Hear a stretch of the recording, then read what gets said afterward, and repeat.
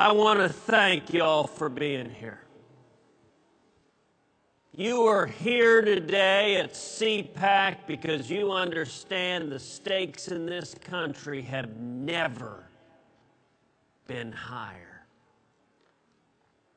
You are here because you understand our country is at a crisis point. We are at the edge of a cliff. Liberty is under assault.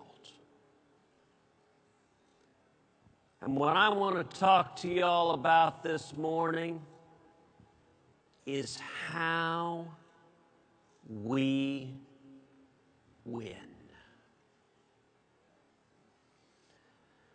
There are a lot of D.C. consultants that say